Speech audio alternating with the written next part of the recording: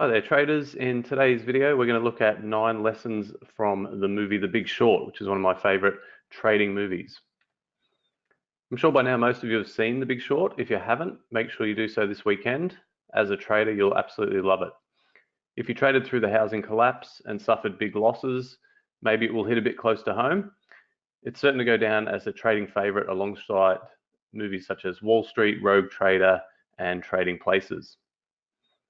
So The Big Short follows the story of a group of renegade traders who predicted the housing market crash and booked enormous profits as a result. Initially, the trades slowly lost money as the traders waited and waited for their predictions to come true. Right at the point when their hedge fund was about to go under, prices finally started tanking. While the movie did take the time to explain credit default swaps and collateralized debt obligations, I did have to pause it a few times to explain what was going on to my wife. Even those explanations were greeted with blank stares, but as a trader, I'm sure you'll have no trouble following along. Here are some of the key lessons to take away from the movie. You can be right, but if your timing is off, you can be stuck with big losses. Christian Bale plays the character of Michael Burry, who comes under incredible scrutiny from his investors when his prediction of a housing market crash failed to come true. Investors berate him and ask for their money back as the poor performance of his hedge fund continues month after month. Luckily for him, he was able to hold on long enough for his trades to work out. Still, he was lucky, and he had big balls to stick with it when everyone was telling him he was wrong. The efficient market hypothesis is dead.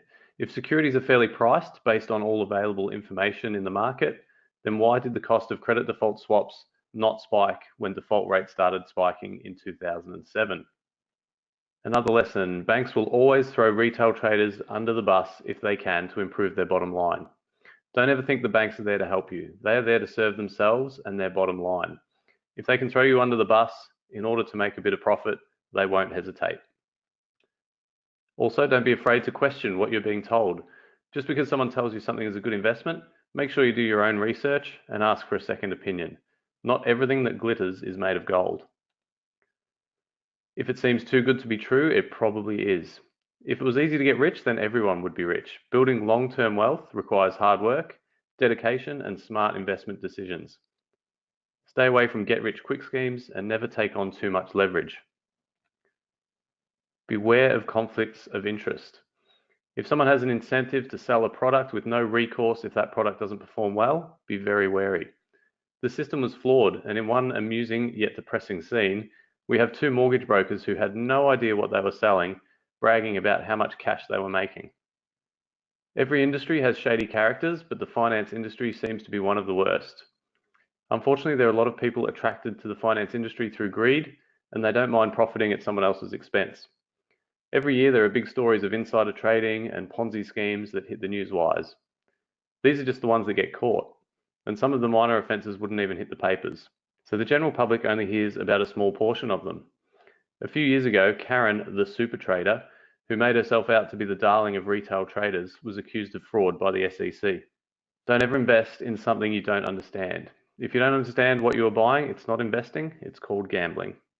And finally, stay away from illiquid markets. Your trading strategy may turn out to be correct, but if there's no one to sell the security to, have you really made a profit? At best, you're going to take a big haircut in order to find a willing buyer. Overall, The Big Short is a fantastic movie and well worth the watch, but gee, it does leave you feeling a little bit depressed at the end. Let's hope nothing like this ever happens again, but somehow I think it will eventually. Thanks for watching, guys. I hope you enjoyed this short video. If you want to learn a bit about how I trade the markets, make sure to check out optionstradingiq.com. Lots of free courses that you can download there.